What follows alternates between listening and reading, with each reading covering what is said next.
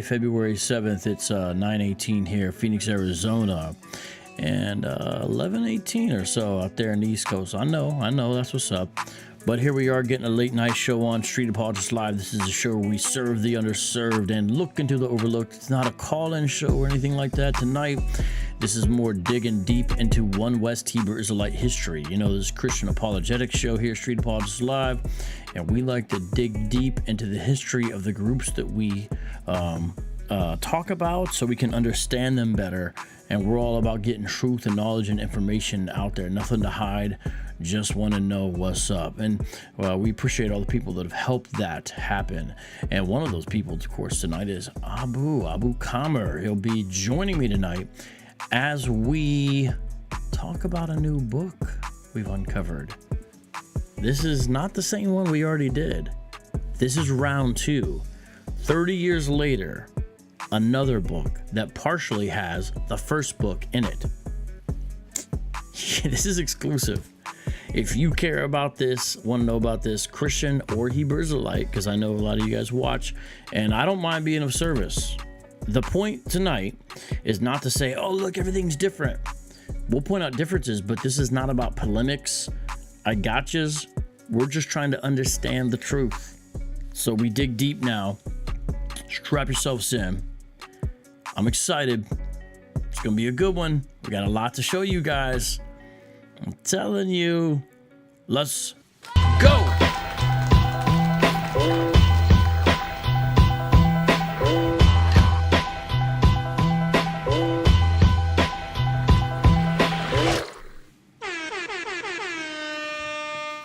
Right on. All right, let me make sure I can hear my man. Abu Kamer, can you hear me yet? You're in the green room, so let me make sure that your guest one, you should be able to be. I think I got you set up, so you should be all good. All right, you should be able to hear me now. Yes. Okay. Excellent. Good evening to everybody from somewhere on the East Coast. This is an exciting program, bro. It's an exciting one, man. I think so. It's certainly a fascinating subject. You are a little quiet, though. I don't know how loud really? you can get or what you can do. I got you up all the way, and you're not. What about now? Is this better? That is much better. Okay. Keep it as much as you can, man. I mean, I know it's late out there and all that, but... Understood. So as long as this is better, I think we'll be good. I think so. Everybody, let me know how he sounds. Let me know. Once again, say good evening to everybody.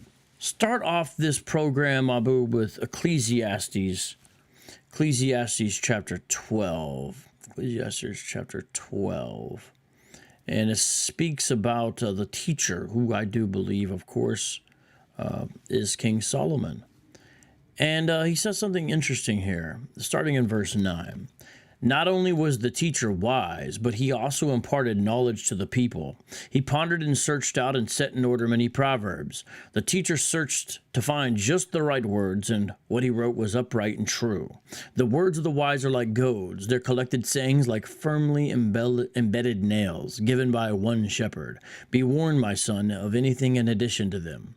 Of making books there is no end, and much study wearies the body. Now, someone say, oh, Vocab, are you saying that Bibins and Ahrayah are like the wise teacher of the book of Ecclesiastes? No, I'm not saying that. The only part that I just read that applies to the situation tonight is of making books there is no end. And somewhat taking the thing out of context to say it appears that within One West of making books there is no end, because not only do we have this one, but we're hot on the trail of a third. We may and or may there's many not. others that hopefully we'll come across. There certainly was quite a few books that came out in the 90s. Yeah, and we know about some booklets. I remember reading John L. Jackson, who wrote a good book on Hebrew Israelism, and he's mentioned in his some of his other works as well, and some articles. And I remember him discussing being on the subway and getting some of the pamphlets and booklets in the 90s.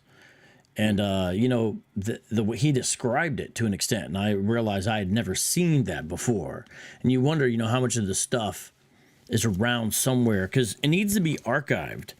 It needs to be archived to understand. You can't really know where you're going unless you know where you came from. And I think that applies to both critics and adherents to this movement. So, Abu, before we start, my man, you've been doing a killer job. You're definitely the man at the center of this. Maybe there's 3 of us we could say who are involved. I'm definitely the third man on the 3-man team, but I'm just glad to be on the squad. Yeah.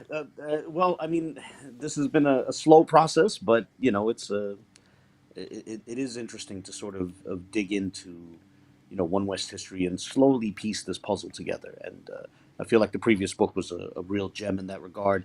I don't. This is also interesting, perhaps not as thunderous as the previous one, but nonetheless, it's interesting to continue to piece this together. And I think it's going to continue to be a slow process. And I am dating this at 1980. That would be about my assumption as well, early '80s, and we'll go through why as we go through this. The library catalog code catalog entry says 198U. Did you notice that? I did not. Yeah, it says 198U. And my understanding of what that is it's meaning they know it's in the 80s, but it's the exact year is undetermined, whatever that would be. But there's a key thing in here, and I put this out in our Twitter conversation on this. There's a part in there that says the school's been in existence more than 10 years. Yes, it's referencing some article. Unfortunately, I don't know what the source of the article is, but yeah, that claim is made in the article, and we'll come across that. Yeah, in regards to their own school, though, they say this. And if the date of 1969 is correct. If the date of 1969 is correct, and that does seem how they dated it, regardless of the details, then you go 1979, that's 10 years. You go to 1980, that's 11 years. Because you start to think, if it's 15 years, you say 15 years. You see what I'm saying? If it's 20, you say 20. More than 10, it makes perfect sense to put this at 1980.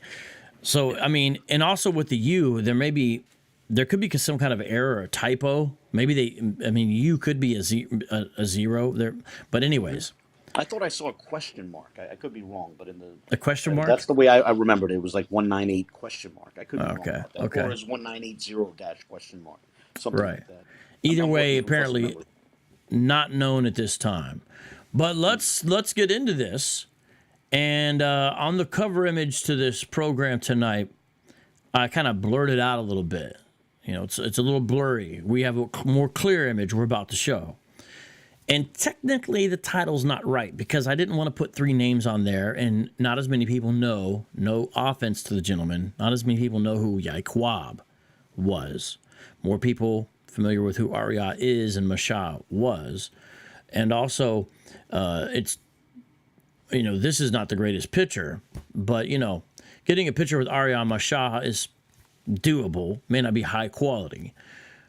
The 3 of them, that's a little bit different. They exist, and there's ones I could have used, but anyways, I went with this one because this hasn't been used that much.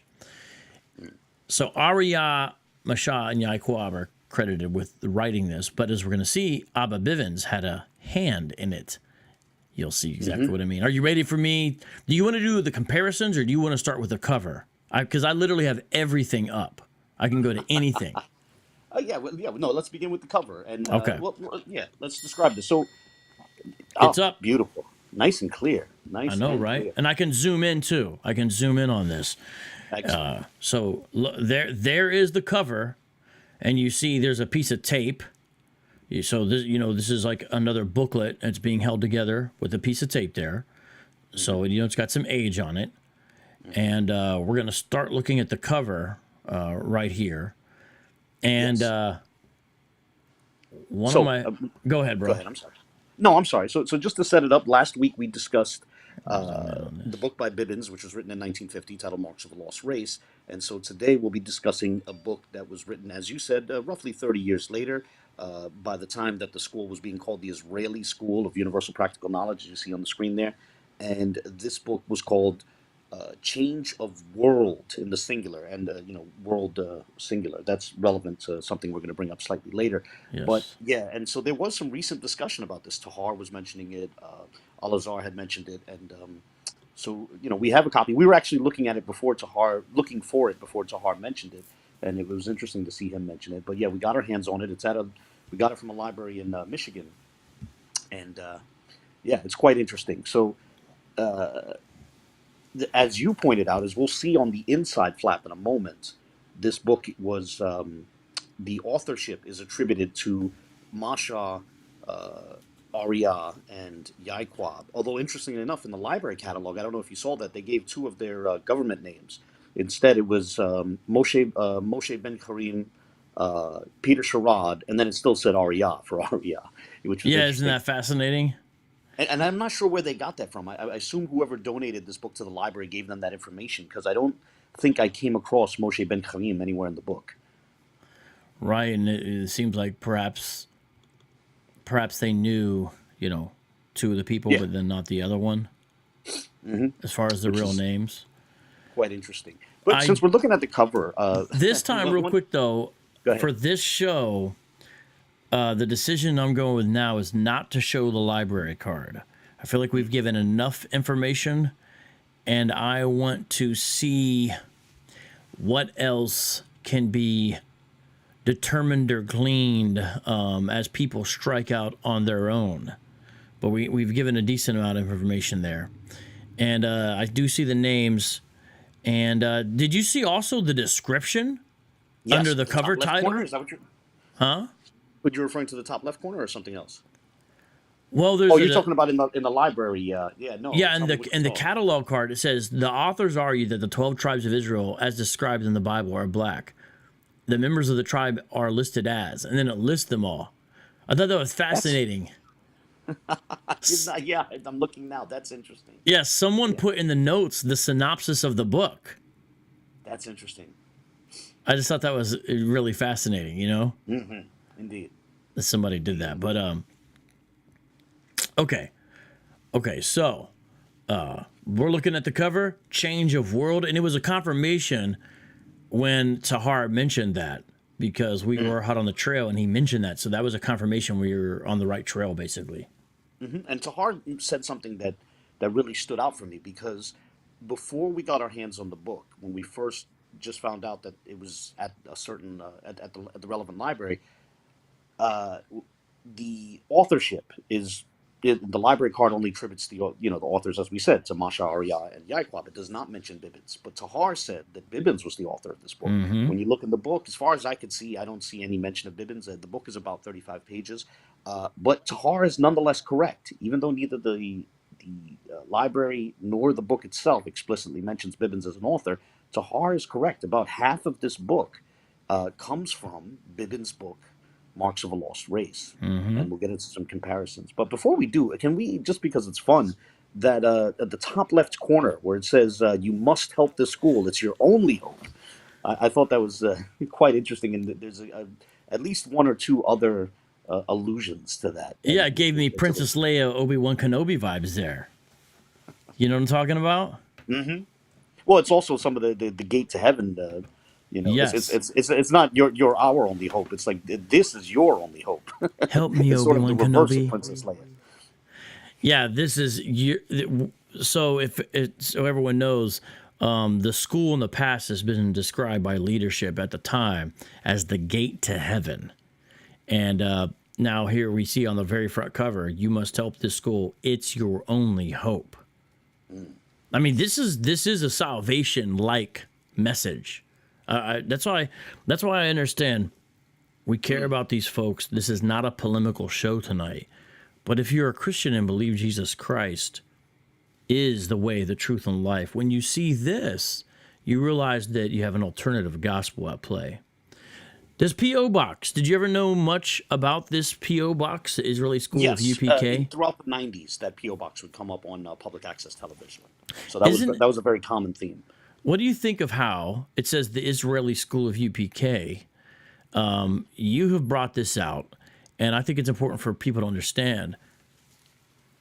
There's now an animus towards the word Israeli, but obviously there was not. And usually when you hear people involved talk about it, they usually refer to it as Israelite. But here we see Israeli again.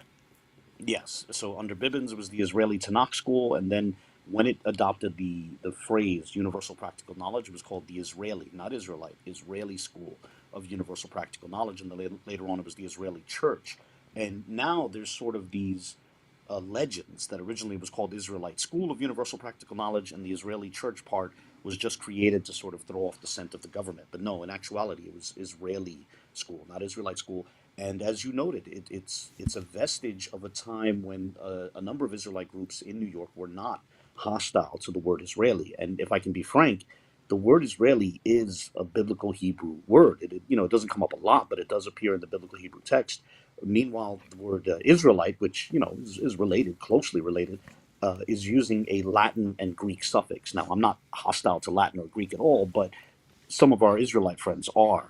So some of our One West friends are, I mean, So come on, you're a papist. You can't be hostile to Latin.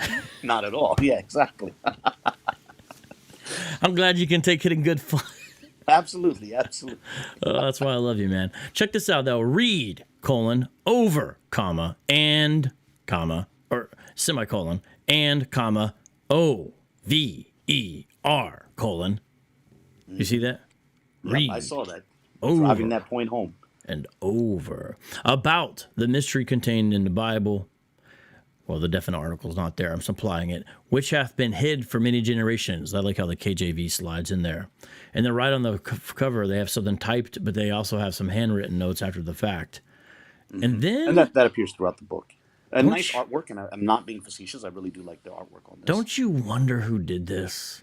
Yes. Well, I'll say this. Throughout much of One West history, and I mean specifically One West, there have been a number of talented artists that went through One West, that helped create some of their, de facto iconography and this. There have been a number of talented artists. Including Nathaniel.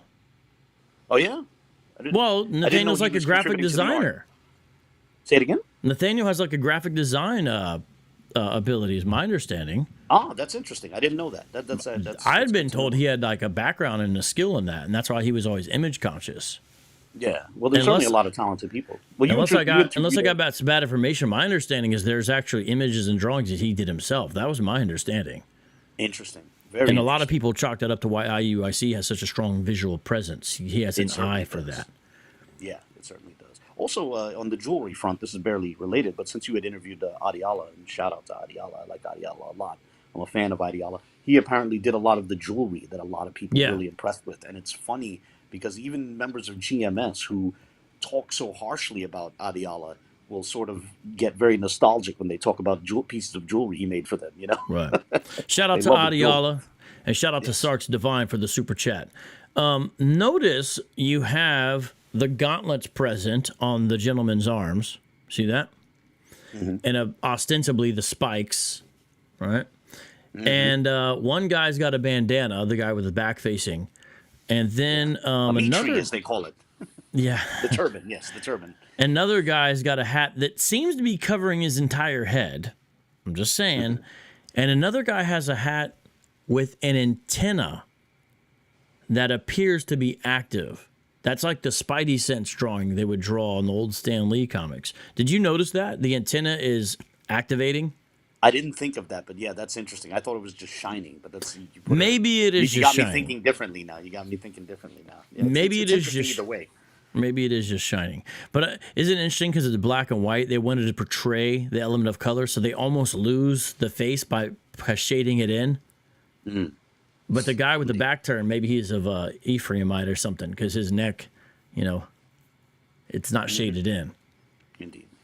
Anyways, but this is the cover, and there's the 12 tribes chart. And can I bring out one other thing? Sure, by all means. Everybody, this 12 tribes chart is incomplete. Remember when I sent you that little video, Abu? Mm-hmm. I mean, I'm just saying, if you look at a 12 tribes chart today, this is not exactly what it says. So Abba Bivens didn't have any 12 tribes chart in his book. This one does. and you see a lot of similarities. But then when you get to Asher, now that says Colombia to Uruguay. All right. Here it just says Brazil. Naphtali, Argentina, and Chile. There's just Argentina. That's not the only one, though. Also, Zebulon. Zebulon is now Guatemala to Panama. There's just Panamanian. Yeah. And it's interesting. Here it's Panamanian, which is like a person. It becomes Panama later on, which is a country. You see what I'm saying? Mm-hmm. What I would say is that, when One West would interpret Genesis 49, they found it very easy to associate Genesis 49:13 with Zebulon, because, it mentions Zebulon and I forget how they word it, but it's something like a haven for ships or something like that in verse 13. And then verse 14 talks about the donkey or the burro, and they felt it very easy to associate Issachar with Mexico. But then the question becomes, well, where do you put those countries that exist between Mexico and Panama? Right. And I think it was later on they sort of hastily threw them in with Zebulon. But I think it could have, in theory, gone the other way. But it does seem to be sort of an afterthought, frankly, as far as those other ones go. And I don't mean that disrespectfully, but yeah, that is the impression I'm under as well. So the official title of the book, is Change of World. Change of World. Anything else you want to point out, or are you ready to go to the inside cover? Real quick note about that title. Tahar mentioned the book, and he said the title was Change of Worlds. He was not mistaken. This version from the 80s, put out by the ISUPK, was Change of World without the S, but they later put out yet another revision, presumably in the early 90s, because it's under the ICUPK, and that version was called Change of Worlds with the S. Should I tease it? Yeah, sure. Why not show the image? All right, I'm going to tease it. We do not have this book. It's just one gentleman was kind enough to share this, and I think it's quite interesting. Yeah. But this may be the version that Tahar saw, right? This is a gentleman shared this with me. We do not have access to the book at present, but as you can see, this is put out by the Israeli Church, so I would date this to the early 90s, let's say. And that seems like the book that Tahar is probably referencing, at least by the plural. Yes. It's got the plural, By the way, if I'm not mistaken, that design, the two-colored Star of David with the two swords crossing over it, if I'm not mistaken, I think Ahrayah designed that. Really? That logo is essentially the modern ISUPK logo, yes? And the ICGJC was also using it. That's how what had happened was I remember GMS was polemicizing against the ICGJC like more than a decade ago, and they were saying that the crossed swords are an allusion to their Jesuit ties, saying it's a wink towards the crossed keys of the yeah.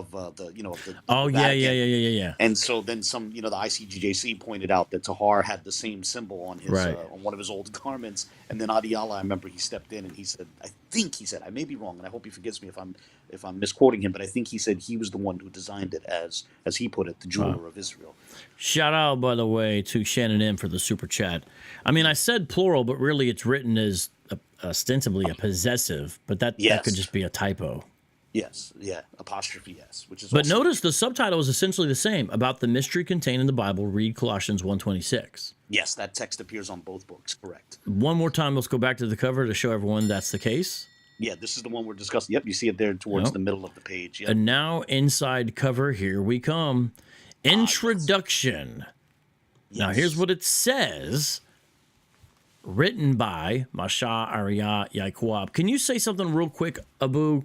Because I find this fascinating, the dashes, the hyphens. Yeah, I think that was to signify the different consonants. That was the main goal there, to signify. Like, for example, Ahrayah, a lot of people think there might be an H in there. It's the Lashon Kodash rendering of Ari, which is only 3 characters. So it's separating out the characters for you. So do you think, I'm just saying, I mean, I understand how life is, whatever. Do you think they should have attributed this, though, to Abba Bivins as well? Yes, I do. I find it interesting that his name doesn't get mentioned anywhere in the book. I'm not sure what to make of that. Apparently, they were still telling their followers that it was from Bibins because that was the impression Tahar was under. I'm assuming he was told that by, Ahrayah or one of the other heads. But yeah, Bibins, as far as I could see, I know you read through it as well. I didn't see Bibins mentioned anywhere. No, and by the calculations that have been come up with, Thank you, Abu. 40% of the book is Bivens' work, and we know that because we have the 1950 book. Yeah, yeah. It's about a 35-page book, and the first 14 pages basically is the same text that appears in the first 18 pages of Bibins' book, and it ends abruptly. I want to put this carefully. I don't mean this disrespectfully, but the impression that I got was that they had to retype huge chunks of it and may have. This is going to sound bad, but I really don't intend this disrespectfully. But I get the impression almost that they may have grown tired of typing out the whole book, and that may explain why they stopped so abruptly. You And know, we'll get to that shortly. it's funny. I kind of just now realized this. I opened up the show quoting Ecclesiastes 12:12. And there it is. I actually, that was not Not intentional. Yeah. remarkable as these statements will be. When thoughtfully considered, they are absolutely true and can only be found explained in a large scale in the book called the Bible. Of course, there are a few books that explain little of our people. Read Ecclesiastes 12:12, which says, of making books there is no end. Some one-Westers have used Ecclesiastes 12:12 to argue against. I'm not saying all one-Westers do this, or even most do it, but some have used Ecclesiastes 12:12 as an argument against turning to books other than the Bible. You know? Yeah, fascinating. I mean, the dashes in a way do kind of help the person who doesn't know Lashawan Kodash be able to kind of sound it out, I guess, a little bit better. You know what I mean? Indeed. Can I show the comparison now Yeah, between the I think first? that's a great idea. Yeah, Let's go right into this. The opening page. Yeah. So I'm going to zoom this out. So what you see in front of you, everybody, right now, is a comparison of the opening of Abba Bivens' book and also the book that we're discussing tonight. Yes. On the right is the introduction of Marks of a Lost Race, the first page, and on the left is the introduction of Change of World. And there's about 30 years between these two books. And within the 30 years, there was a population change. And so you do see our purpose in this book is to serve as personal guide to 90 million people in America. Well, Bibins said 45 million. Yeah. Right. And also the number of people being included is larger. It also grows from there. It makes it. I should have looked up demographics for 1950 and 1980 and stuff. Yeah, honestly, I wonder if they're in the 90 million. They're saying 90 in America in the British West Indies, but on the chart there's people from Argentina, but they're not mentioning them there. But if you're going to include all those South American countries, I think the number would be larger than this. But yeah, presumably in the hundreds of millions. I mean, bringing in almost all of South America, Brazil, even above South America, north of South America, bringing in Mexico, etc. But it's clearly retyped. Yes. The Bivens one was actually, I mean, the paper and the ink, the type, it seems to be of a higher quality. Yes, I was of the same impression. Yeah, in many respects.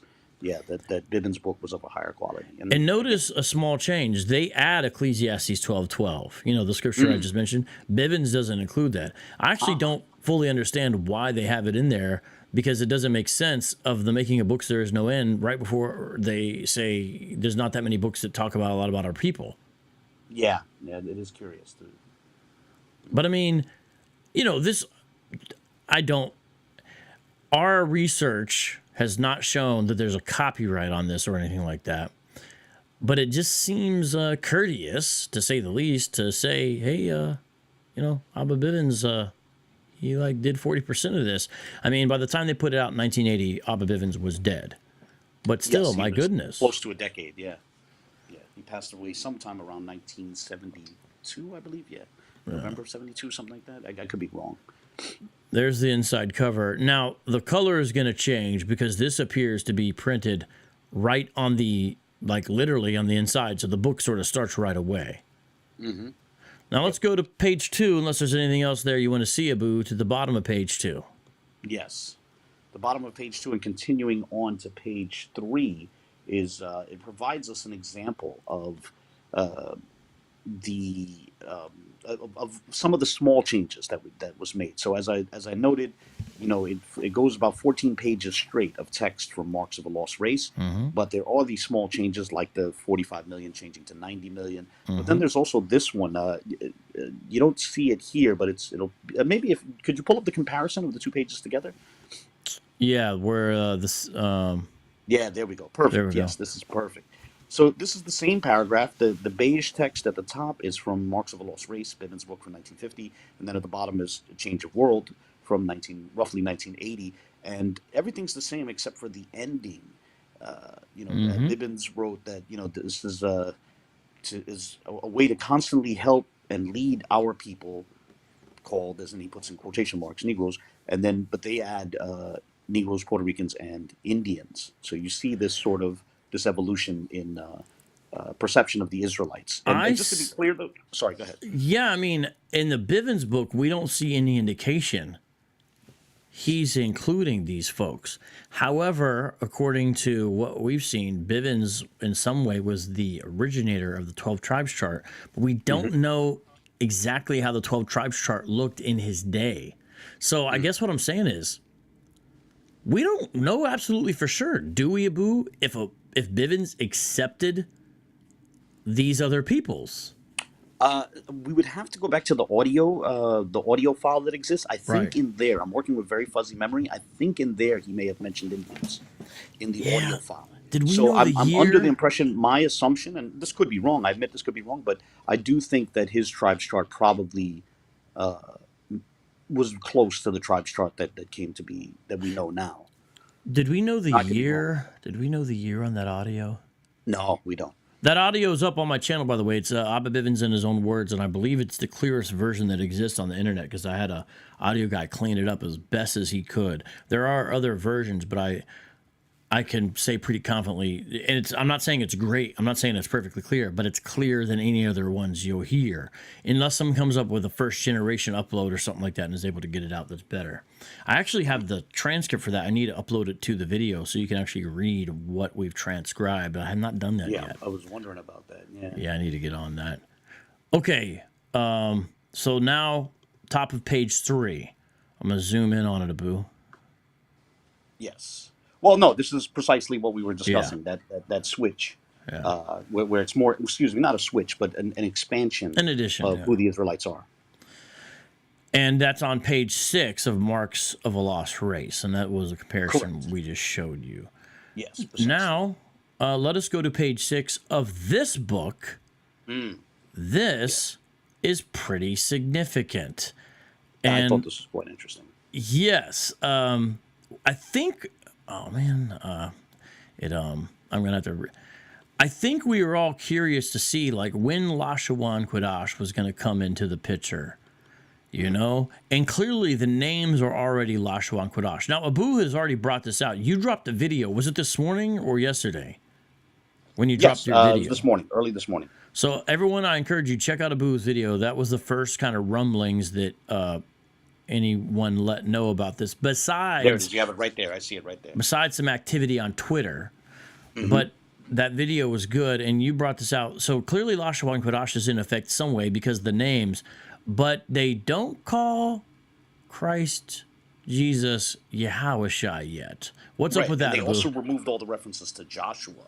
That's what's Yes. significant. So every place where Bibins refers to Jesus as Joshua, this book, this essentially this redaction of Bibins' book, changes it to either the Son or the Son of God or God's Son or even just Christ.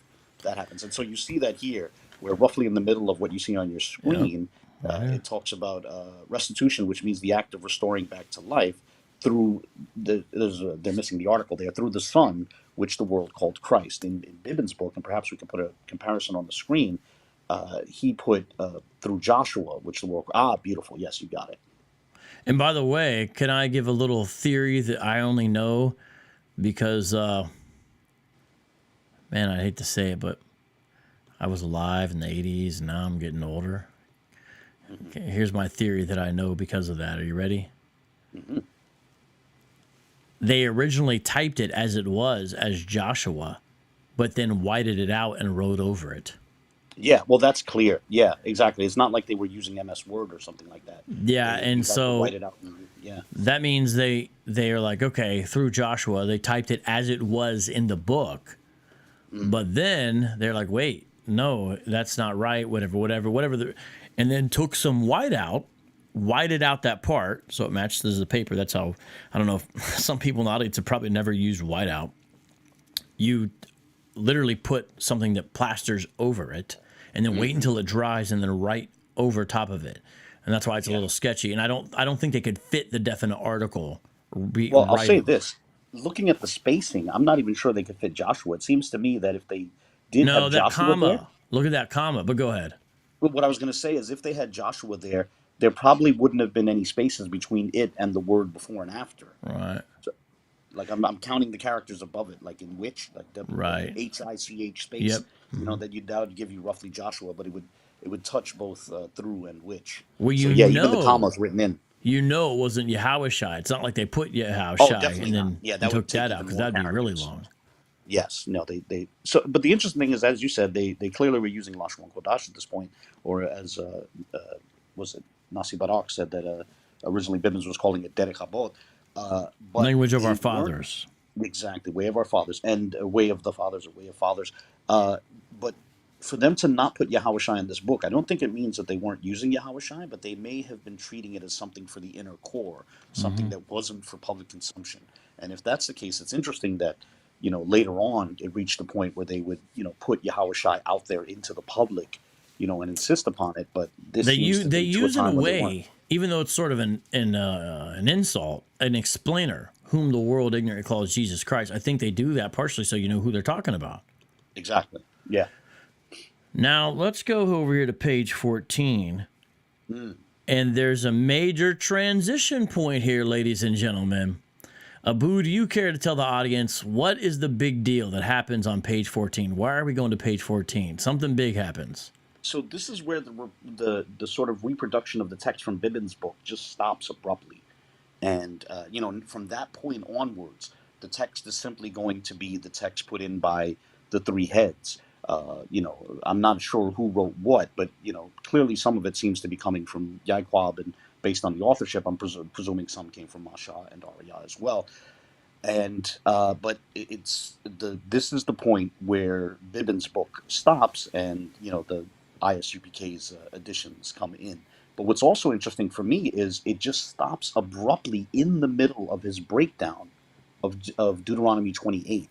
Bibins put forth a roughly 6 or 7 page long verse by verse breakdown of the 28th chapter of Deuteronomy, and they basically stop right after verse 34. Like they don't even make it to verse 68. And although verse 60, Deuteronomy 28:68 comes up later in the book in passing, but it was interesting to see that Bibins' verse by verse breakdown was basically cut in half with this abrupt shift.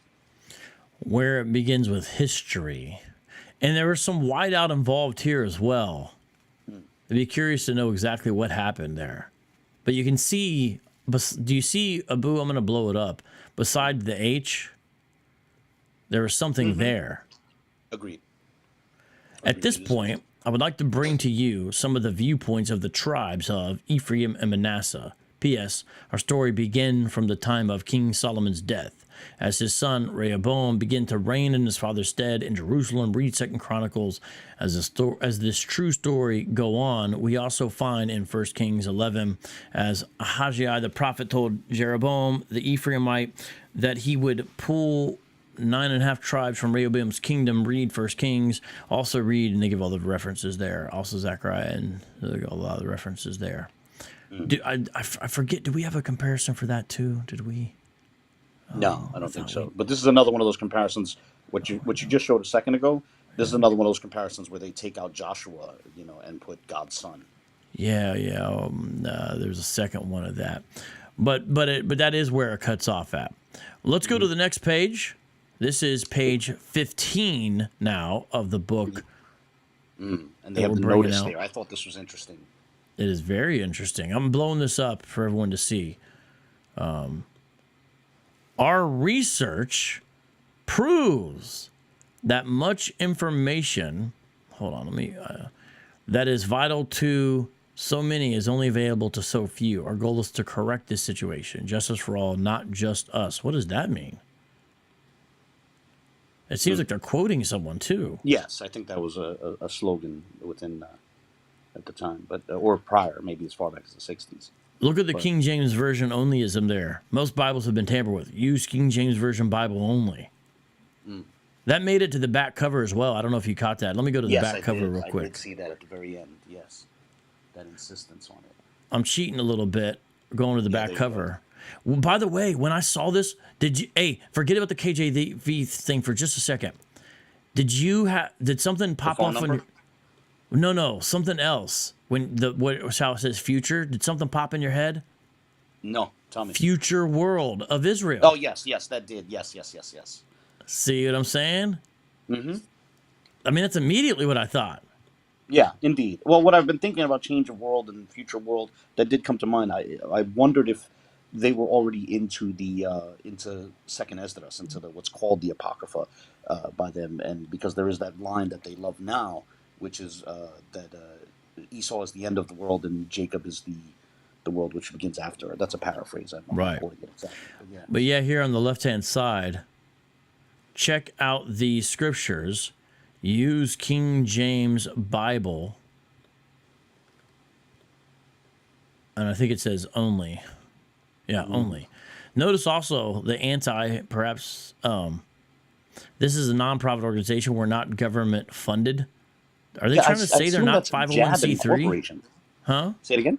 Are they trying to say they're not a 501c3? Because if you're nonprofit... That's the way I interpret it, is that it may be a jab against organizations which are incorporated, which would be interesting because later on, when it became the Israelite Church, it itself was incorporated, if I'm not mistaken. I'm fairly confident of that. What continent or countries are those on that globe? Pangea, obviously. Boo. I'm sorry, forgive me. I like it. I'm just you always be knowing you weren't stuff. Ready, I got you. Just wondered if you knew something I didn't. No, I was uncertain. But I still want to go to that notice on page 15, if we can. We're back. I'm back. I just got distracted a little bit. Go ahead. Oh, yeah, so it's a little bit... Oh, there it is at the bottom, yes. I thought this was interesting. I'm not sure how to interpret this. But it says, notice, only read verses indicated herein by the teacher.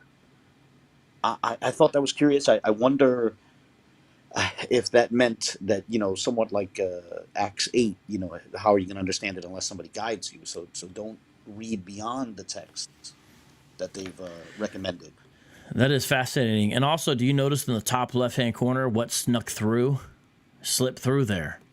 Jesus, yes. Jesus and the Jews, you're right. Yeah, I did not catch that. Yep, they both slipped by. They got by the Lashawan Kodash radar. That is interesting. Good catch. Yeah. Good catch. To use philosophy as a mind-controlling power. I remember the first time I debated Ahrayah, he said, I didn't philosophize. You still have that kind of phraseology, So why do you think it says number 2 right there? I have not figured out this layout is a little odd, and I don't understand why it says number 2 there. I myself don't know. Yeah, well, the impression that I got is that this particular redaction pulled together pieces of a number of different materials they had, and so perhaps that was there by accident. That's the assumption I'm entertaining. But yeah, because check this out. Look at this. You might be right about that, because look at this. Let's get into this. Your history is in this book. Get it? Well, they're on. They're they're already on page 15. They already have it. Yeah, they're or on maybe page... it just meant stop browsing and buy it. Maybe that's what it means. Yeah, to the guy out there on 125th. If you are seeking for truth and understanding, we urge you to visit our school, Masha, Ahrayah, Yaiqab. Read Colossians 1:26. Call this number anytime. This seems like this was somewhere else. Mm-hmm. Yeah, like maybe it was something which was shared with people outside. Yeah, well, have any of your so-called leaders told you what nation you are? I mean, this is such classic One West. Your pastor and your preacher won't tell you who you really are. Yeah, your nationality. Yeah. Look at this. Did you notice the apocalyptic ringing here? Believe it or not, this message will affect your life in the near future. Whoever you are, whether you relate to it or not. Mm. That yeah, I didn't. That's yeah, good point. Kind of go to 19 or anything else you want to point out Yeah, there? sure. No, I guess move on to 19. Yeah, the All bottom right, of here we are, 19, page and then maybe 19. on to the top of 20. So we go to the bottom of 19, I think. Yeah. Yeah. It says this very last sentence. It says, "If you are the seed of Israel, you must make every." And then let's go to the top of 20. Oh, So wait, for wait, wait. Israelites, But there's one other thing we forgot on oh please, 19. please do. Tell Can me. we? Oh Cause right, I'm sorry. The reincarnation. You're right. yes. Before we go to, Yes. don't worry, We must everyone. always think of our children as being us. Yeah, you got it right there on the page. There it Yeah. is. Where it begins. We must always think of our children as being us because they are us, coming back in the reincarnation. And that's interesting. Now, as a disclaimer, it's possible that this was worded somewhat hastily and they did not intend it to be meant this way. But reading it first at face value, reading it literally, it seems to imply that even your immediate children are you in the reincarnation. And if interpreted literally, that would seem to imply, a single person could be in multiple bodies, employing multiple minds, like you and your son alive at the same time, or both you. But again, that may not have been what their intention was. It may have just been typed a little hastily. Yeah, I thought that was fascinating. I mean, now look at this. This is, there's so much here. Let me read this. God have created all mankind to carry out a special, distinct duty towards life on this planet Earth. You must find out what your obligation is to a full and happy life. That is just, I mean, it sounds like a different type of religion for a second, you know? There is something almost New York about that. I wonder, remember, I think was it Bratz who said that Matthews, for example, may have been studying with a Hasidic Jew. Uh, I only mention that because we had mentioned, oh no, we didn't mention this. I think I mentioned this in my own video. We discussed it privately though. That article that from about 30 years ago that mentions Tahar in Westchester, Mm-hmm. and it talks about him beating a poster from the Lubavitcher Yeah. Hasidic sect. And there was something very New York about that because you have the One West Israelites, which were very New York, and then you have Lubavitch, which is the one of the largest Hasidic groups in New York. I only mention this because Lubavitch sort of has this thing where while the whole focus for them is Israel, the Jews, if someone asks them, well, what about all these other people? What about people who aren't Jews who happen to be Chinese or this?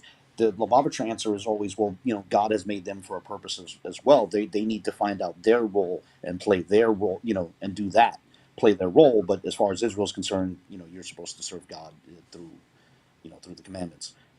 So that's what it reminded me of that this teaching that Lubavitch brought all over New York. This idea that each nation has a role to play, and people are supposed to figure out who they're connected to, and therefore figure out what their role is.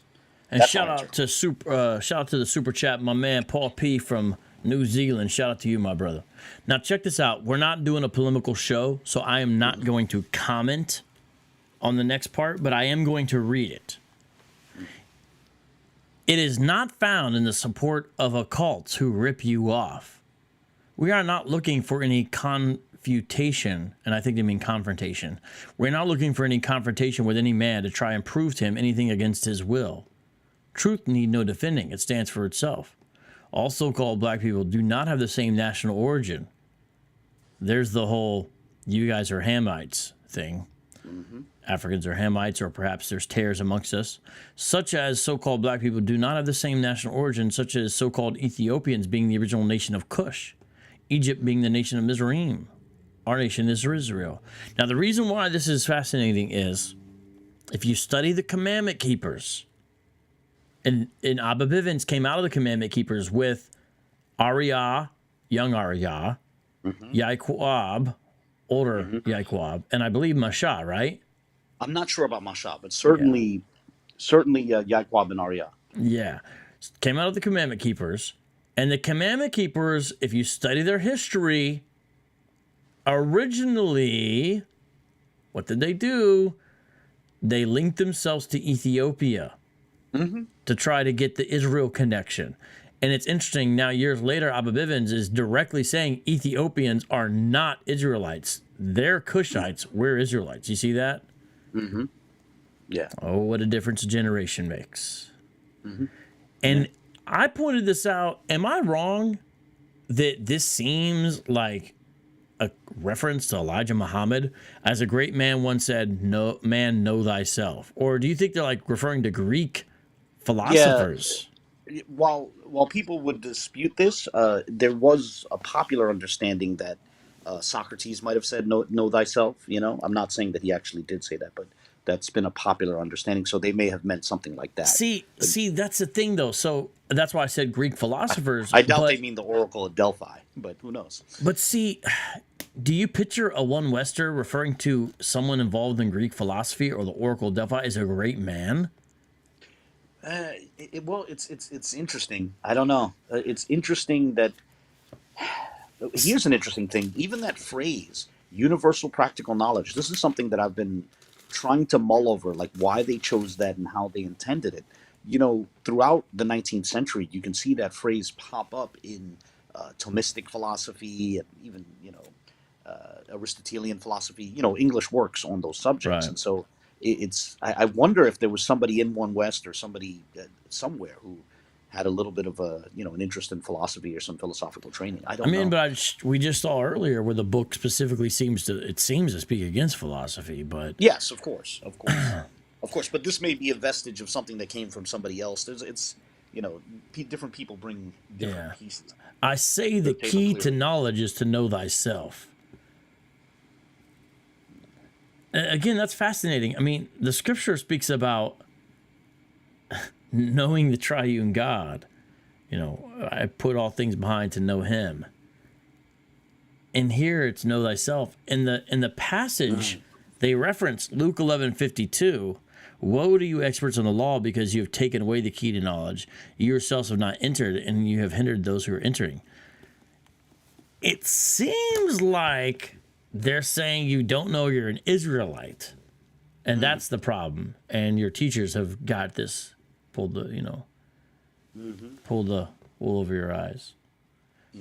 And that seems to be, I won't say it's the case with everyone, but certainly there are a decent amount of Israelites who sort of put that at the center of, that's what's paramount. That's what's most important is your own self-identification. We are independent of all organization. We have nothing to hide from anyone. This government can investigate us anytime they want to. Well, years later, the FBI would take up the ICGJC on that offer. We are teaching from our history, prophecy, and laws of our government, the Holy Scriptures, which they have in most of their courtrooms. We will enlighten you if possible. If you can't concede, please move on, or we will. We are not authors of confusion. If you are of the seed of Israel, you must make every effort to get your name registered in the book of God, which book we have. Yeah. Yeah. Isn't that interesting? I think that takes us back to the point on the front cover where, supporting the school is your only hope. It's similar to that here, that, if you're an Israelite, you need to make sure that your name is in the book of the Lamb or the book of God, and that they have that book. It's very similar to the idea of One West being the gate, Don't I gotta separate from One say, West. I'm a little concerned, Abu, because, Marks of a Lost Race has been tucked away in a library in Chicago for decades, and nobody knew it existed as far as having access to it. And now the book we have in front of us has not been in the public for 40 some years. And so, and we're trying to get a hold of this next book, Subsequent revision, yeah. the update of it. And so these One West books, they're in their possession, and then they're lost and no one has access to them. I hope they don't lose this Lamb Book of God. I hope that they still have possession of this. Maybe we can find out what the library catalog is on this and get a hold of that as well. Because I hope somebody has it, But you got to make every effort to get your name registered in that. They have it. Abu, my goodness. It is certainly, yeah. I don't want to polemicize against it, but yeah, it's certainly eye-opening is the most mild way I could put it. I was going to say jarring, but it's interesting. It's interesting to say it. Besides That's the most actual passionate way I Bible, could put it. besides the actual Bible, saying this, which doesn't put it with an organization or anything like that. It puts it in the Lord's hands. There's only certain kinds of people and organizations and groups that I know have said stuff like this. You're a faithful servant to God's purpose, and you, his people. That's them. You know, the Jehovah's Witnesses, the Watchtower organization, they referred to the Watchtower as the faithful servant for years.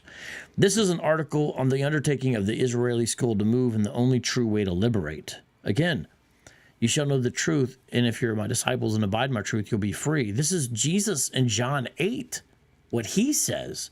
Where the Spirit of the Lord is, there is liberty. That's what the Bible says in regards to the triune God. And here, the 12 lost tribes of Israel were a school of divinely knowledgeable scholars who are unafraid of taking a stand to speak the truth according to the written history of the Holy Scriptures. Read. And I do like the reference to 2 Peter there. That's true, but my goodness.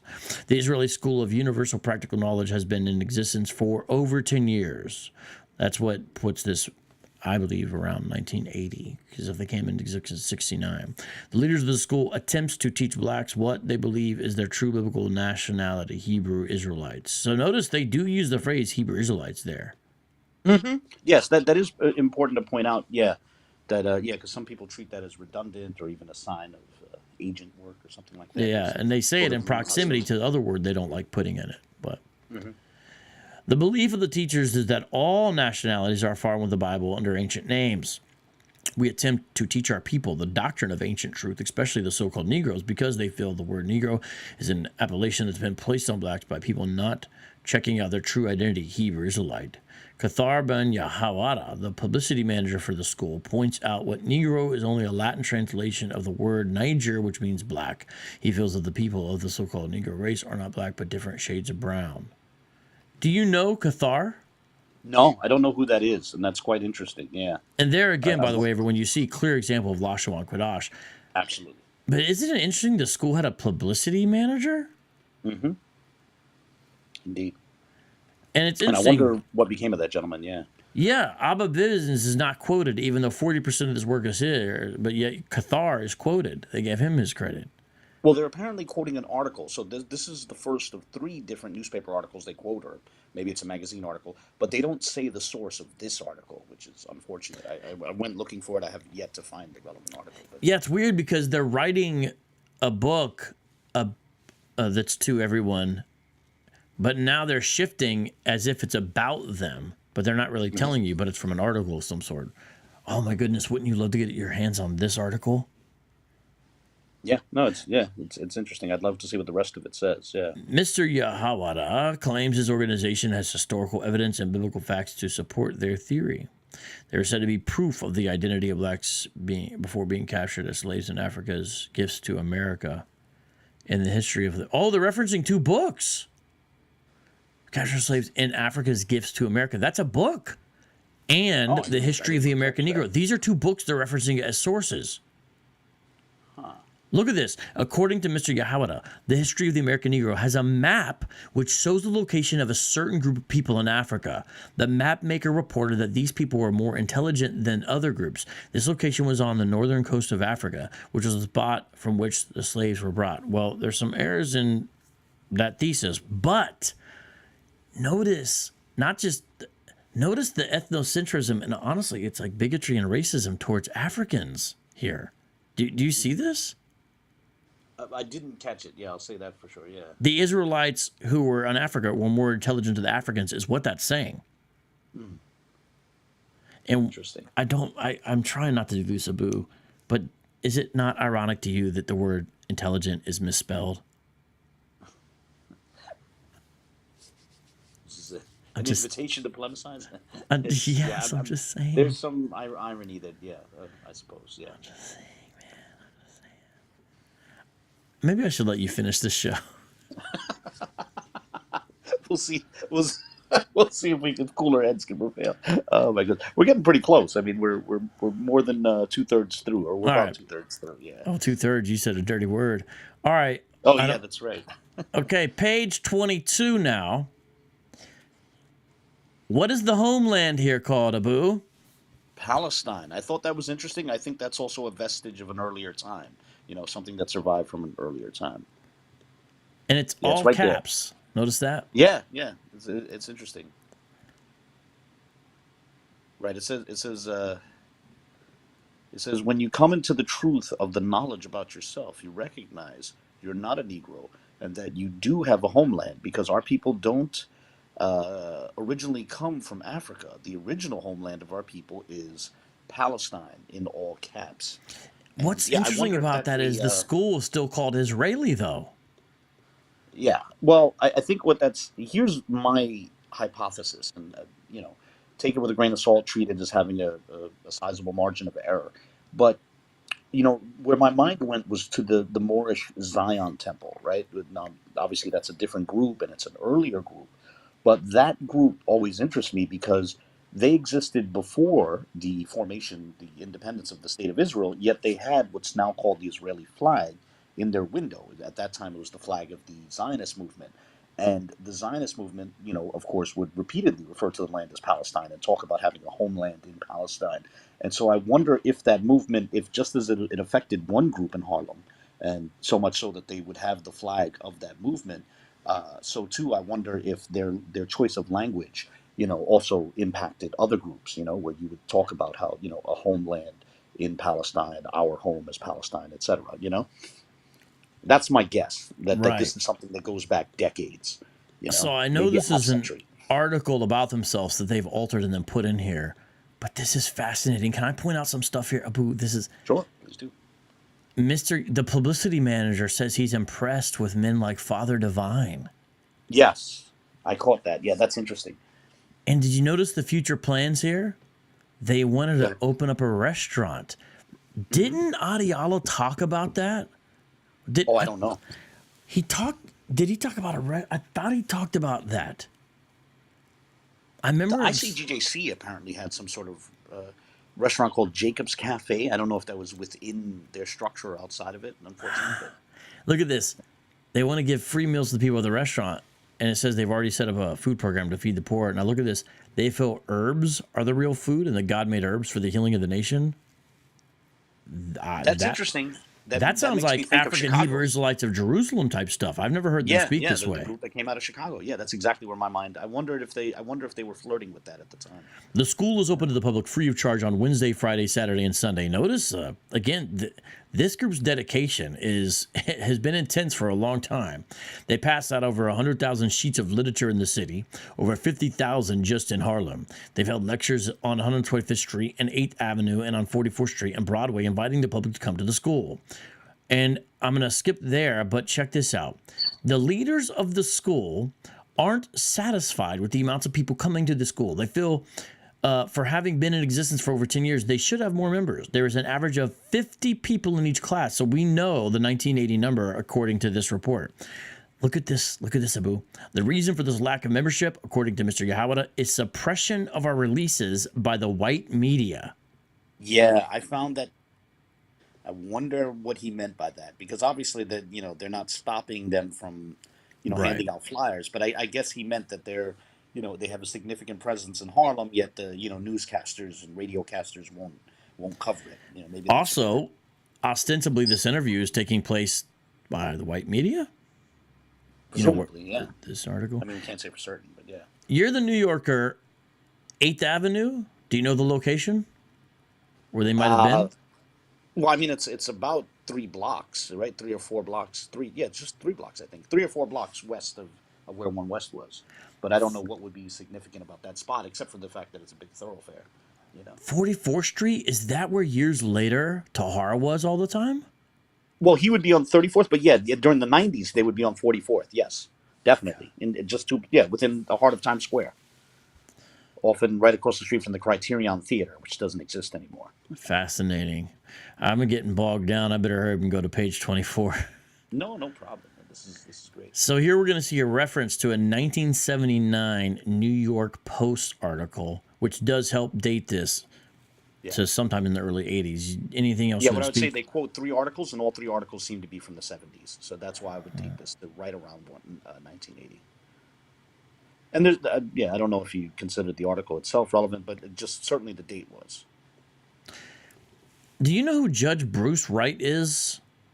No, I'm sorry, I don't. I wonder if he's affiliated with the school. And look at this. This is a quote from him from the New York Post article. We've got to get a hold of this too. This is a quote. Listen, this is a Christian country founded by Puritans, and their biggest sport was holding black flesh and blood in chains and in slavery, he said. I don't know how I could ever forgive that sort of thing, and I have never understood in my entire life how black people could swallow Christianity so wholly, and that was the religion of the slave owners. Yeah, I don't think the relevant person is connected to the school. Rather, they just like the jab, that explicit jab at Christianity. I think you're right. That's my guess. I think you're right. From the so-called continent of Africa? I've never heard them say Africa is so-called. I've come across that because One West for a long time, certainly in the '90s, they would do this, and some who descend from One West still do it to this day. They claim that that originally it was called the Land of Ham, and that it received the name Africa from a Roman general. Which of course it's the other way around. Like when you see these Romans named Africanus, they're usually named. They have that name because of campaigns that they did in Africa. In other words, they received their name. They're named after Africa, not the other way around. Right, or Whatever like the case that may be. well-known Christian historian Julius Africanus. Mhm. He was a well-known Christian historian who preserved the account of Thallus and Phlegon about how they try to explain the darkness that happened at the crucifixion. His name was Julius Africanus because of from where He also, for anyone interested, Africanus had a sort of unique reconciliation of the two genealogies in Matthew and Luke, which I always find fascinating. Eusebius quotes his reconciliation, or the attempted Fascinating. reconciliation. by the so-called British, French, Spaniards, and other so-called white people. They do say so-called Palestine. Our forefathers had migrated from so-called Palestine And to notice so-called Africa.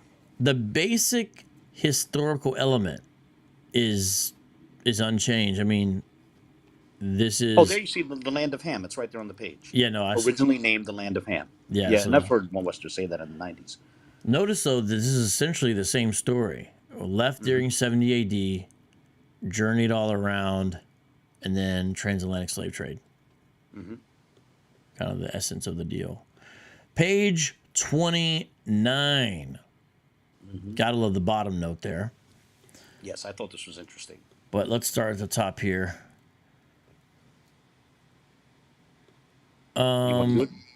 Oh, they quote the review there of Arthur Kessler's book. Yes. So this was part of they're paraphrasing in many respects, sometimes quoting. I think it's a 1976 review of Kessler's book that appeared in the Wall Street Journal. Do you notice the PS at the top? Yeah. P.S. Hitler himself was a so-called Jew. Yeah. Yep. That's interesting because I've heard one Western say that in the '90s, so you can see how far back that one goes. At least goes back to the early '80s for them. The story of the Khazar Empire, as it slowly emerges to the past, begins to look like the most cruel hoax which history has ever perpetrated. I say then, it is very obvious that the so-called Jew is suffering from a paralysis of paranoid belligerent idealism procured through many years of misconception of identity. If we are right, then you should be paranoid. And of course, you got Revelation 2:9 and 3:9. The average so-called Jew couldn't define the word Shemitic if his life depended on it. Notice it's Shemitic, which that's what you hear Pastor Kelly say, but usually one Westerners just say Semitic, yeah? Yeah. Well, yeah. No, I've heard them say Shemitic because they're saying, "Oh, he came from Shem, not Sem." It's the logic of it. Yeah, but usually I just don't hear one Westerners use it. But I mean, I understand why they use it, but I usually hear Pastor Kelly being the guy that said that. Most of the people whom they're calling anti-Semitic and Shemitic are Semitic. For instance, all so-called whites are Shemitic. You don't often hear a one Western point that out, although it's true according to their reckoning. I'm not saying it's implied. Yeah, if they're all Edomites, then they're all Semites. Yeah. Yeah, all so-called Negroes previously brought to this country by transatlantic are all Semitic, they're American. And also most from of their the perception, so-called- much of Asia, if you think about it, all the Turkic-speaking groups in Central Asia, they're all Edomites. The Chinese are Moabites, the Japanese are Amorites. I'm guessing the Koreans fall somewhere in between Moab and the Amorites as well. So it's most of the world is Semitic. And one thing that I found interesting is on the one West conception, when you think of it that way, or that all of Europe, all of Latin America, you know, much of East Asia, most of East Asia, seemingly, that all of these groups are Semitic. It's interesting. Semites dominate the world, according to the one Basically, West yeah. perception. And not only that, it's at least possible that, how could I put this? That like Semites who don't look like how they perceive the original Semites, so Semites who, let's say, have lighter skin tones, straight hair, something like that, might rival the number of Semites who have that original Semitic look in their Right. view, on this view. You know, when you take into account the Chinese and Right. basically almost all of Asia, Central Asia, East Asia, yeah. Upon their reckoning. Here we're Yeah. getting to some good stuff, and we're also winding down. Page 31, Yaiqab, a.k.a. Peter Sherrod. This is fascinating. This is fascinating right here. So this is Especially for you. I thought this was, I thought of you when I was reading this. because But of Cleveland? yeah, but not only because of Cleveland, because of going into the churches to pull people out. Yeah, I'm going to read this and then you stop me where you want. If possible, you can have some Xerox or printed. I have found out that the cheaper way is to have them offset if you can in your part of the country. I actually don't know what that means. What's he talking Just about? he's asking people to print out whatever materials they have. Please, Okay. make copies and hand them out. Disseminate this We literature. need all the brothers and sisters that we can to carry this message on by making copies. The time is now. I want you to read, and I would like to quote a passage from the Bible on this. At what instant I shall speak concerning a nation and concerning a kingdom of the house of Israel, says the Lord. I urge you to read. P.S. Here's the gold right here. P.S. If you send me 5 90-minute cassette tapes, I will send to you 6 hours of educational work, of speaking in New York, Times Square, and broadcasting on the radio in Cleveland, Ohio, and things we did in the past in the churches to try to convert our people back to themselves. If you send me in a money order in the amount of $15, I will send you 6 programs on tape. Now, I'm going to let you speak, obviously, Abu. But, again, with a lot of these guys, I still do see sincerity, even though obviously I disagree and all that. Because, you have someone sending you it so that you're eliminating that cost, but still $15 to copy all that and then shipping it's not like you're making a big profit on that. They just want to really get this information out. I do understand that and see that. A lot of these guys really believe in their cause. But you got to wonder, what does it mean about things we did in the past in church to try to convert people? Is that recording of them going into churches? Did that tradition go way back? Who knows? And they were on the radio That's in also Cleveland? why I thought of you. Yeah, Because because as the legend of Vocab Malone, how did Vocab Malone first get interested in one Westers in particular and Israelites in general? It was because of your friend, is it Rex Scientia? yeah. Over there in Cleveland, right? He's part of No, Cleveland's Columbus, GMS. Columbus. Columbus, I'm so sorry. That's all right. But nonetheless, in Ohio, and he was, the way it was perceived at the time is he, rather than just holding camp, he would like go to churches to sort of debate with pastors. And so you sort of like, I don't know, I think a lot of the few people who saw that, who remember that, they would perceive that as sort of, him pioneering that. But maybe he was doing something which that Yaiqab did decades prior, and maybe that'll make him smile. I don't know. Yeah, and But that's the way I'm.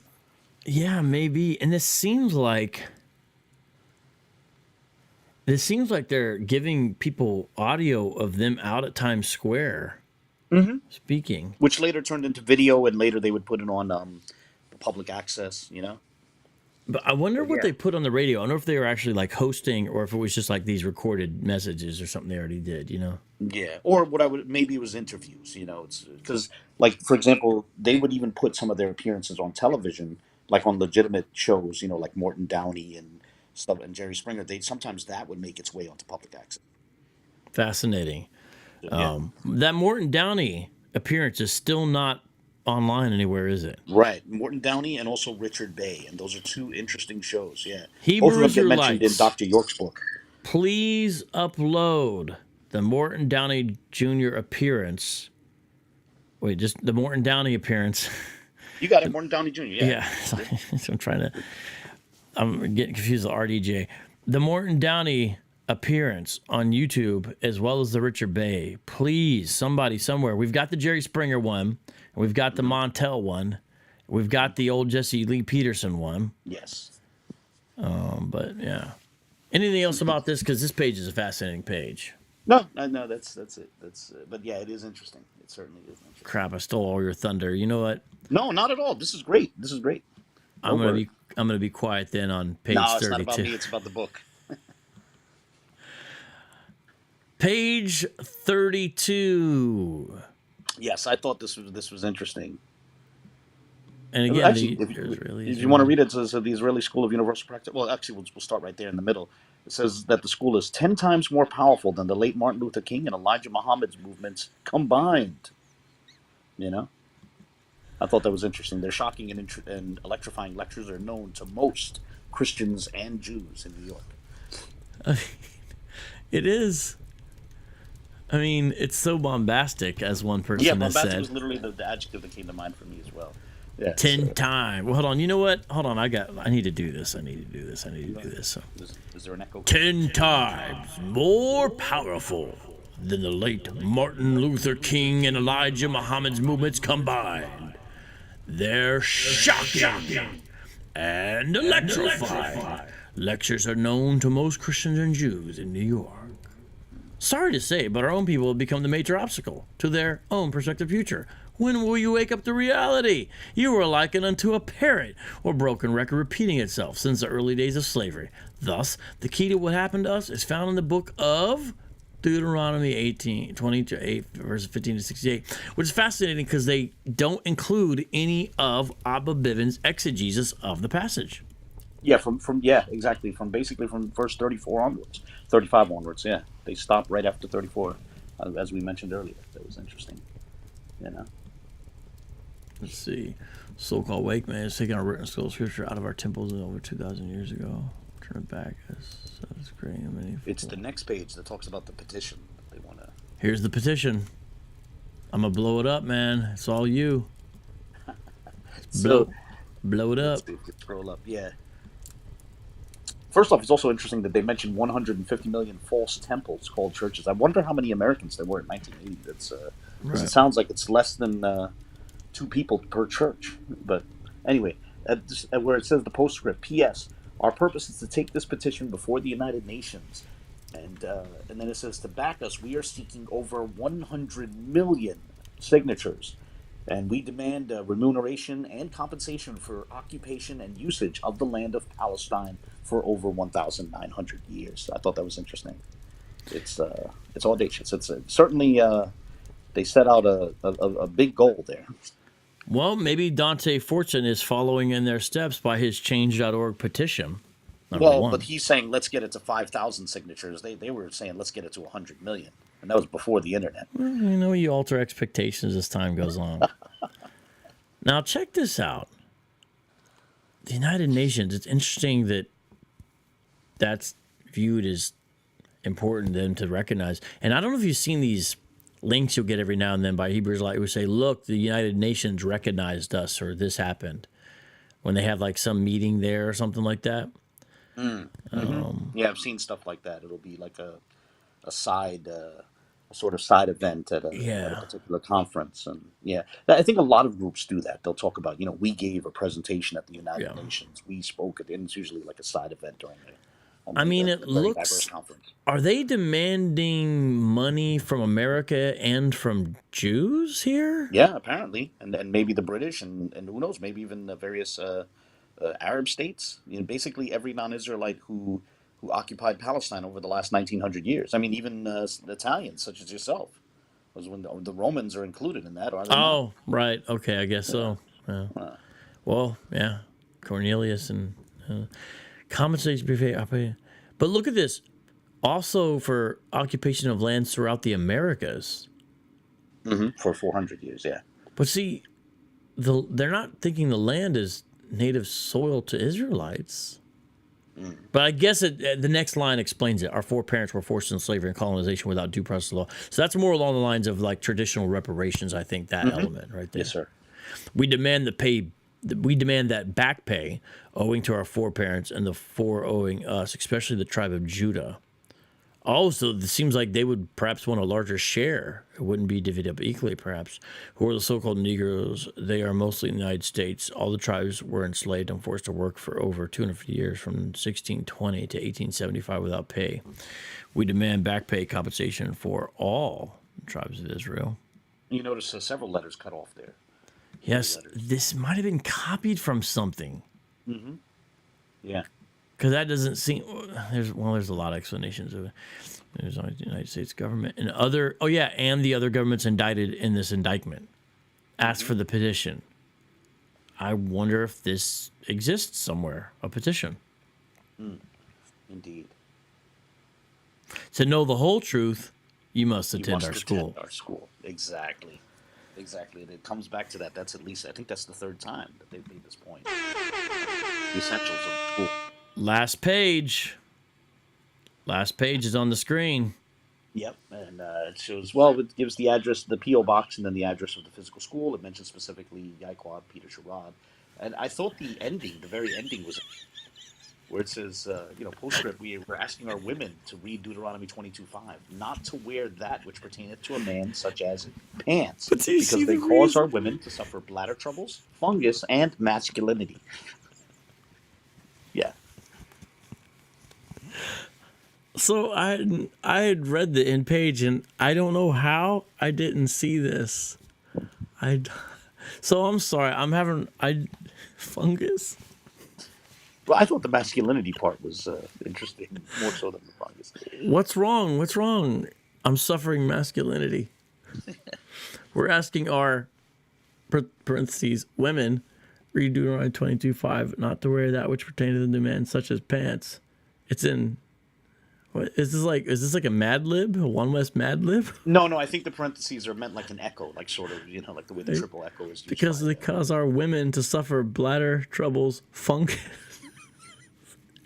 I'm sorry, it's the mention of fungus that's what got you. I thought it would be the masculinity part. Though the fungus in your pants. Hey. There's a lot of women out there suffering from fungus because they wear pants. Okay, man. I'm sorry. Check this out. Somebody wrote in the chat, my fungus. Check this out. Peter Sherrod is described as the supervisor. Mm-hmm. Interesting. He would be the most elder gentleman, I believe, right? Yes.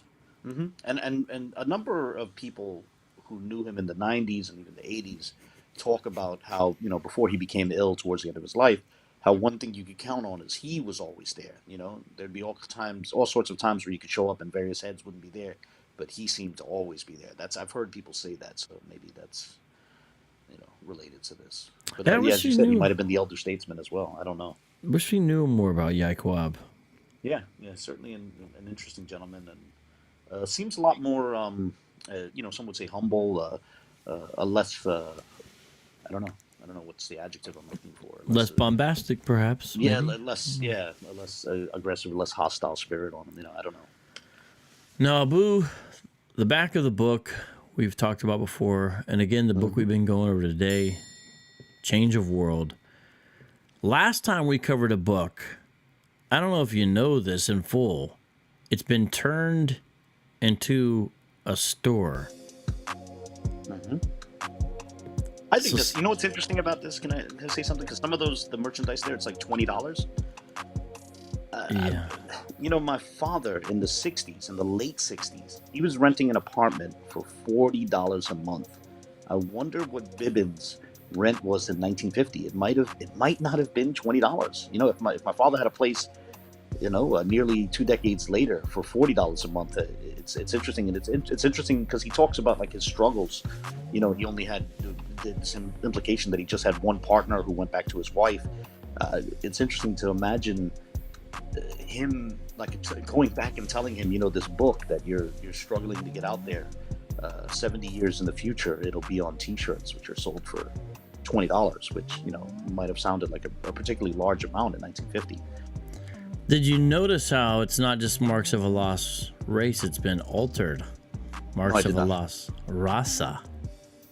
Oh, I didn't notice that. That's pretty. That's Yeah. actually kind of cool, though. Actually, So like they got kind of a similar like font, and instead of race, put rasa. some talented gentlemen over there, and they you know they put it on the orange shirts and stuff like that. It's interesting. I mean, you We'll can see if even it get appears in any camps. you can even get a beanie. It's a Scully, yeah. My favorite shirt there, out of all of them, is actually the one that simply says "Property of Israel School of Tanakh." Yeah, and I'm sure many of them like that as well. That's pretty cool. It is pretty cool. I imagine, as I saw a video where Al-Azhar was talking about this, and he said it's, you know, this is something that's interesting to Vocab and Abu, but it means so much more to us. And I'll take him at his word at that. You know, I find that these sort of things interesting, but I think they find it much more interesting. You know, Well, and so it's creative. I find it kind of cool on a certain level. I know you might have a less positive view. Well, But, I mean, some of these guys at Sakari, I think if they could, they would monetize oxygen. But you know, at least the book is free for a free download. You know, at least that's the case.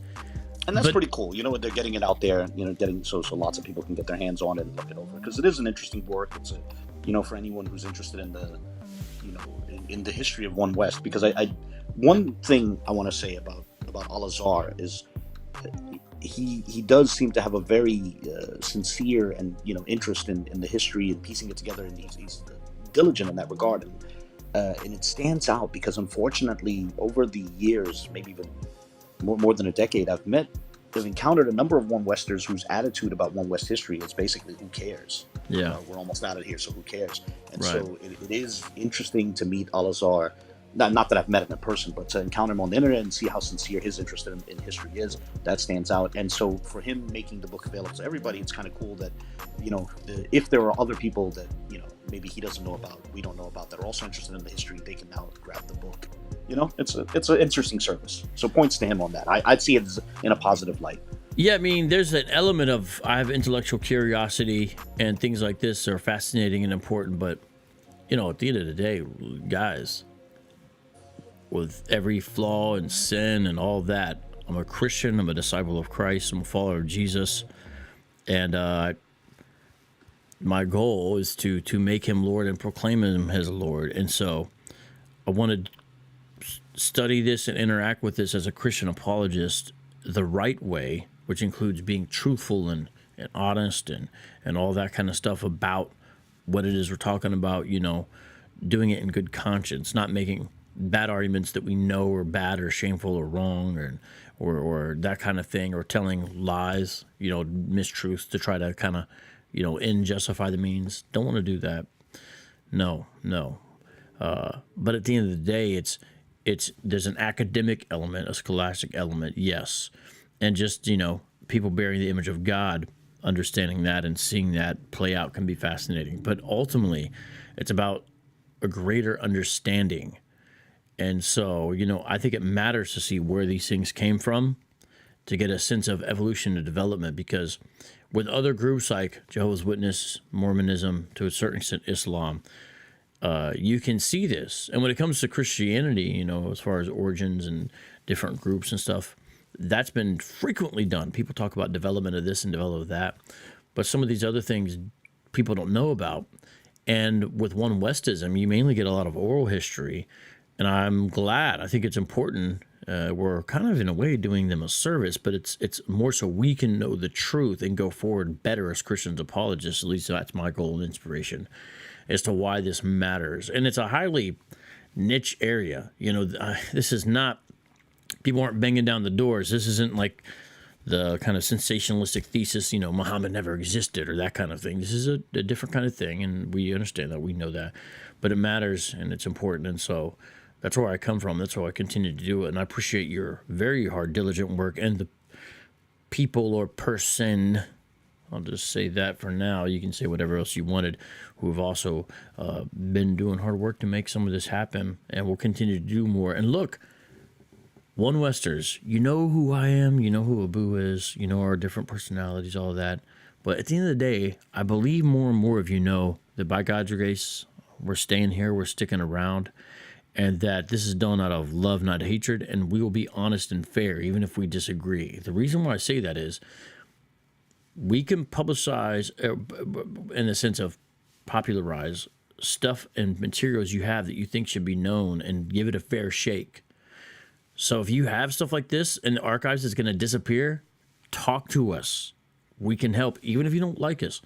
And one day still, there's a certain level of respect, even though there's a strong disagreement that I have for an Ahrayah and a Tahar and go down, even with some bad things they say and have done. There's just a certain level of respect, man to man, nonetheless. And I could not try to debate, not try to do gotcha. There are so many of you I would be willing to sit down with, especially the older gentlemen, and simply record your stories and let it be there for the world, because that needs to happen. Because a lot of these guys, when they go, that information goes with them, because if it's based on the oral history and it's never been recorded, that when they're dead, that's it. And then you get the fourth generation where it's not very accurate by, So that's my closing spiel. Abu, your final words. Besides, I think that, we look forward to hearing the thoughts of others. yes, aside from that. No, what I would say is, and if you have, for anyone out there, if you have some of these materials, you don't have to just hand it off to me or something like that. Please make your own videos, but, make it public so that those who are interested in the history can continue to piece this together, So get it out there and share it with others. It's an interesting subject, And again, that's one thing I like about Al-Azhar. When he has a piece of history, he brings it out and he shares it, and, because he's so interested, so sincerely interested in the history. And, that's why I say points to him.